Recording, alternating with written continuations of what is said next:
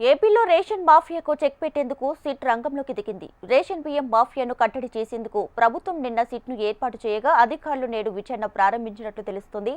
రాష్ట్ర వ్యాప్తంగా నమోదైన కేసుల వివరాలు సేకరిస్తున్నట్లు సమాచారం. పలు పోలీస్ స్టేషన్లలో జూన్ జూలై నెలల్లో 13 ఎఫ్ఐఆర్లు నమోదయ్యాయి. డాక్యుమెంట్లలో ఎలా చూపించారు అనే దానిపై ఆరా తీస్తున్నారు. చైన్ సిస్టమ్ ఎలా నడుస్తుంది, దాని వెనుక ఉంది ఎవరు అనే దానిపై ఫోకస్ పెట్టారు.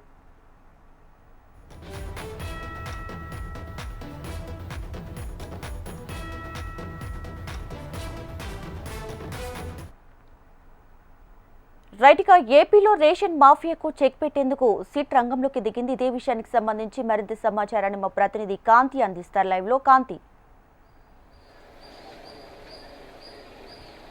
ఎస్ దీపిక, ఆంధ్రప్రదేశ్లో ఏదైతే కాకినాడ సెజ్లో జరిగినటువంటి అక్రమ రేషన్ బియ్యం మాఫియాకి సంబంధించి ప్రభుత్వం నిన్న సిట్ను ఏర్పాటు చేసింది. సిట్ ఏర్పాటుకు సంబంధించి ఏదైతే వినీత్ బ్రిజ్లాల్ ఆధ్వర్యంలో ఈ సిట్ బృందం అయితే ఏర్పాటు చేసింది. సిట్ ఈ రోజు నుంచి పనిని ప్రారంభించిందని చెప్పాలి. ప్రభుత్వం 15 రోజుల్లో నివేదిక ఇవ్వాలని ఆదేశాలు ఇచ్చిన నేపథ్యంలో సిట్ తన పనిని వేగవంతం చేసింది. ఏదైతే జూన్ నెలల్లో నమోదైనటువంటి కేసుల వివరాలను సేకరిస్తోంది. దీంతో పాటుగా ఇవాళ లేదా రేపు కాకినాడ ఏదైతే ఈ ఎక్స్పోర్ట్ జరుగుతున్న ప్రాంతానికి వెళ్ళి అక్కడి నుంచి దీనికి ఎలా అనుమతులు పొందారు, అనుమతులు ఇచ్చిన వాళ్ళు ఎవరు అనే దానిపైన కూడా ఈ సిట్ విచారణ చేపడుతోంది. ఈ అక్రమ రవాణా ఏదైతే లబ్ధిదారులకు చేరవలసినటువంటి రేషన్ బియ్యం అక్రమ రవాణా ఏదైతే ఉందో అక్రమ రవాణాను ఆపివేయాలని చెప్పి ప్రభుత్వం కృత నిశ్చయంతో ఉంది. అయితే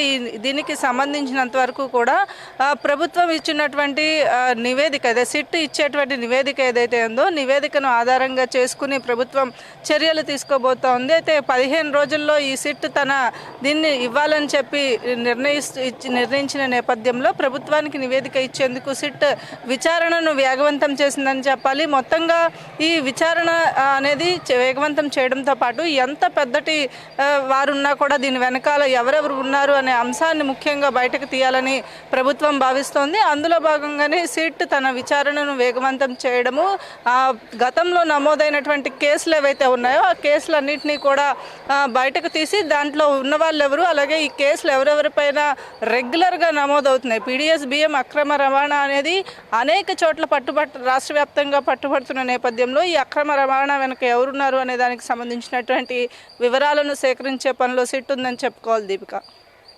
right Kanti, thanks for the updates.